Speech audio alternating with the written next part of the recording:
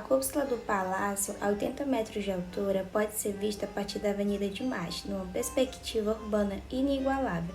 Sua estrutura de ferro reticulado é suportada por um porão de 4 pórticos, que é coberta de cobre, que em contato com a atmosfera adquire sua característica cor verde. Escultura de Lola Moura. Os grupos escultóricos que estão em ambos os lados da esplanada de acesso são cópias em carbono dos originais, feito pela escultora argentina Lola Moura. Para a inauguração do Palácio Legislativo, o grupo escultórico à esquerda, mais próxima da rua Hipólito, representa a liberdade e o comércio e 2 leões. O grupo escultórico à direita representa a paz, justiça e o trabalho.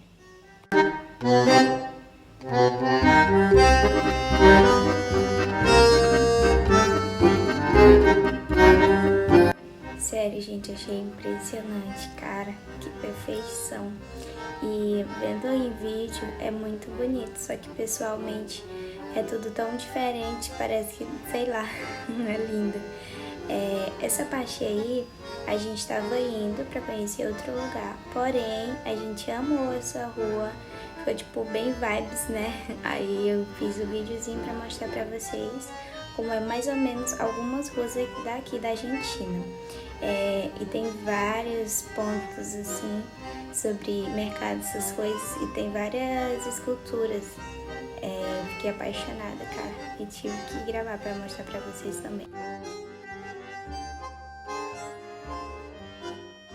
O Museu Penitenciário Argentino é uma instituição dedicada a preservar, a estudar e comunicar o patrimônio histórico da atividade penitenciária federal. Está localizada na rua Humberto Primo, 378, no bairro San Telmo, na cidade de Buenos Aires.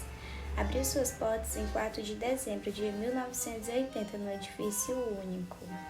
Seus claustros são paredes sólidas com barros de ferro, abrigam as salas de exposição que mostram as mudanças vividas ao longo do tempo pelo sistema penal. A Igreja de Nossa Senhora de Belém foi declarada Monumento Histórico Nacional e é uma das mais antigas da cidade. Sua construção começou em 1735. Em 1942, grandes reformas foram utilizadas e finalmente as cloacas foram restauradas em 2000. A abolição do monopólio estadual do ensino universitário era uma inspiração histórica, principalmente da Igreja Católica, instituição que havia fundado as primeiras universidades do país. Em meados do século XX, por decisão do ministro democrático cristão, a criação de universidades privadas com capacidade para fornecer graus acadêmicos e diplomas consagrados autônomas universitárias. Graças a esse reforço, em 8 de junho de 1956, foi criada a Universidade Católica de Córdoba, entre outras instituições privadas do ensino superior. De frente à faculdade, tem esse lago lindo, que eu mais o Matheus particularmente amamos, Puerto de Madeira. Devido à baixa profundidade da foz do Rio de Prata, a cidade de Buenos Aires antigamente possuía problemas relacionados ao descarregamento de navios nas proximidades continentais. Os navios, até meados do século XIX, tinham que desembarcar passageiros e mercadorias em embarcações menores para que pudessem chegar em terras, pois não existia docas nas capitais argentinas. No final do século XIX, a América Latina viveu o auge do modelo exportador. Gente, desculpa, cara, não sei falar esse nome. E existia a real necessidade da existência de um grande porto para que a Argentina pudesse exportar sua produção para os países da Europa. E em 1982, o governo da Argentina contratou o engenheiro Eduardo Madeiro, que dá nome ao bairro, para ser encarregado da construção de um porto em Buenos Aires. O projeto de Madeiro consistia na construção de 4 diques fechados, interconectados, mediante pontes, e de 2 docas, baseado em diversos pontos construídos em situações semelhantes. As obras foram concluídas em 31 de março de 1898, 4 anos após o falecimento do Eduardo Madeiro. Considerado um marco da engenharia na época, o porto apresentava fisionomia similar ao Porto de Londres. No entanto, uma década após a inauguração do porto, as instalações tornaram-se obsoletas devido ao surgimento de grandes navios carregueiros. Por causa disso, o engenheiro Louis Ware propôs a criação de um novo setor para o porto, desvalorizado, e como consequência iniciou-se um processo de degradação das redondezas do antigo porto que durou até o início da década de 1880.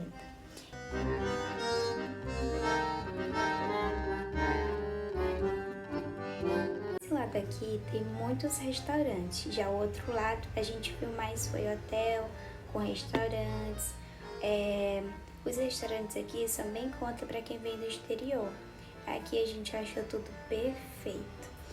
Tipo, bem vibes, né? Eu mais o Matheus vamos ficar devendo para vir aqui algum dia à noite, porque acredito que deve ser lindo. Esse horário aí que a gente foi não é muito movimentado, a gente foi umas 9 horas. Por esse motivo tá assim. Cassino de Buenos Aires. O estabelecimento fica perto de Puerto Madero, um dos cartões postais da capital portenha.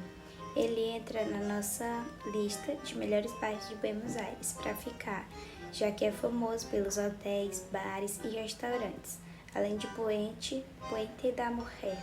Sem dúvida, vale muito incluir na sua lista de roteiro quando vier para cá, para Buenos Aires. Eu adoro essa história, ela é muito curiosa. O Cassino de Buenos Aires passou por vários imbróglios judiciais, quando sua ideia surgiu nos anos 1990, já que jogos de azar são proibidos em solo portenho. Então veio a brilhante ideia de inaugurá-lo em um navio ancorado em Puerto Madero, ou seja, para driblar a lei, ela está na água e não no solo, o que seria teoricamente fora da capital argentina.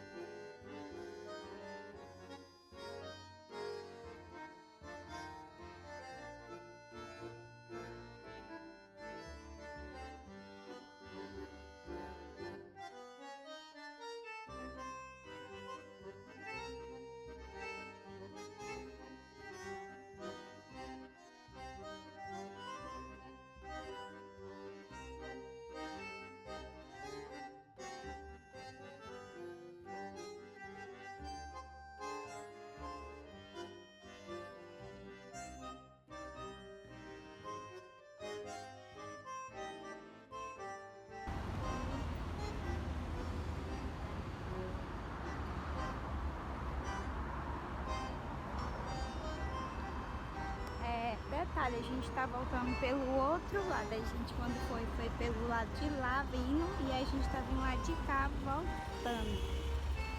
Acho que deu pra vocês entenderem.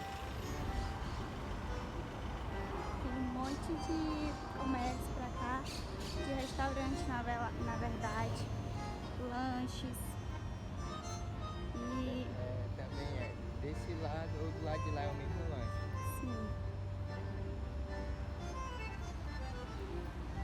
Talvez seja outro, não sei.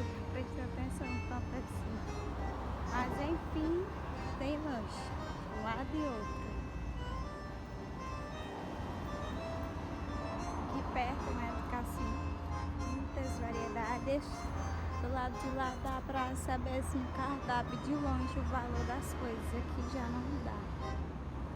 Só acho que se for mais pra lá um pouco. E aí a gente tá tentando chegar lá no mesmo lugar que a gente veio para entrar para cá, Vamos ver se vamos por outro lado da ponte. Do outro lado do rio, na verdade. Quando estiver mais perto eu mostro pra vocês. A gente estava aqui ainda há pouco e passamos pra lá, que foi a parte que eu mostrei. E aí agora a gente vai pra cá, pra ali. E a parte do lagozinho.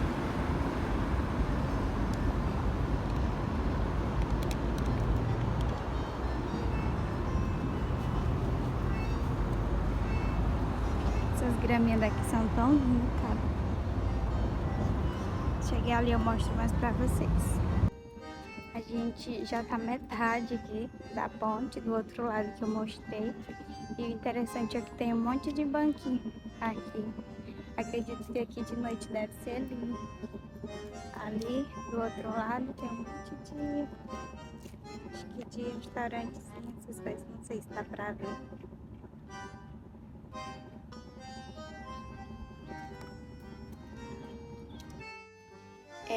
A gente foi e sentou aí um pouco pra comer.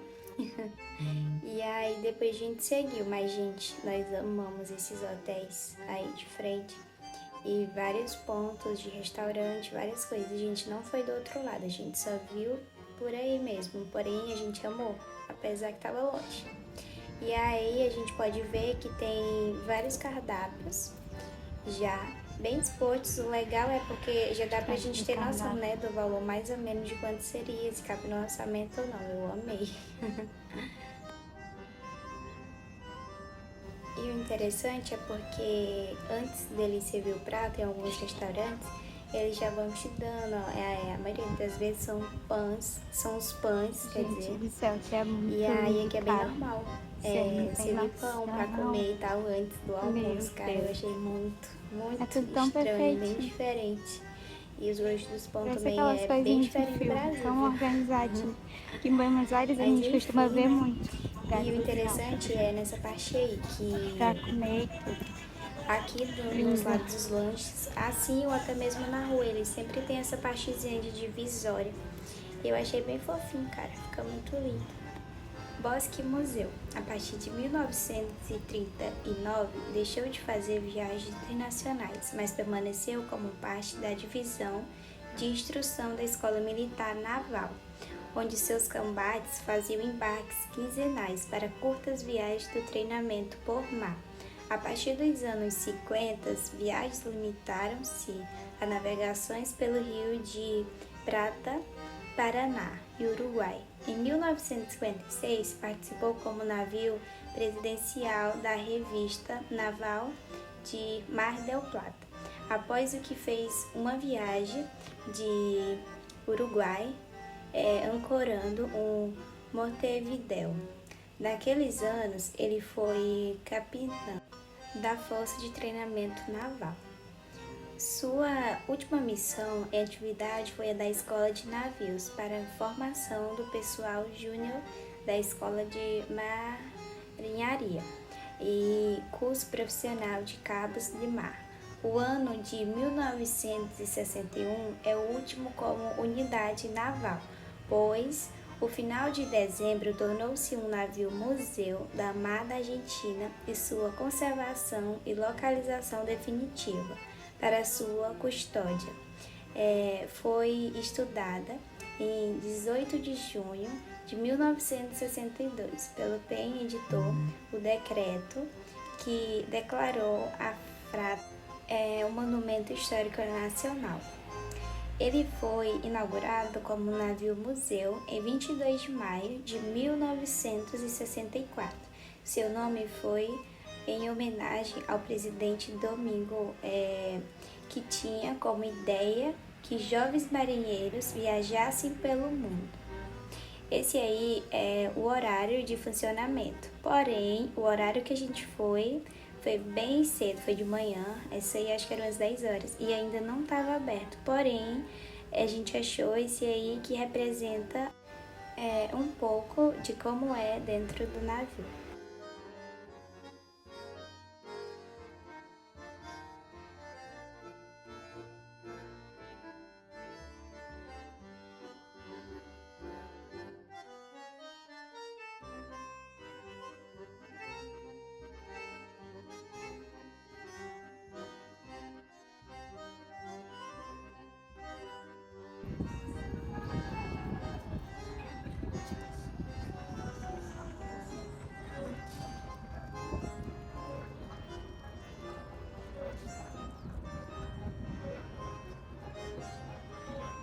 cadeadinho do amor aí, ó, de manhã.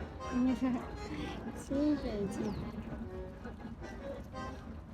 Diz a lenda que se botar o cadeadinho aqui, o amor dura para sempre. Puente de la Mujer. A Puente de la Mujer, Ponte da Mulher, um dos emblemas do bairro Puerto Madero. É a primeira obra da América Latina do conhecido arquiteto espanhol Santiago Calatrava e representa outras mostras que a cidade busca permanentemente se posicionar a vanguardar da arte e da arquitetura em toda a região. Trata-se de uma ponte pedestre giratória, com um dos mecanismos de giro maiores do mundo, pensando para permitir a passagem das embarcações à vela que navegam pelos diques de Puerto Madeira. A obra é realizada na Espanha, doada da cidade por um particular.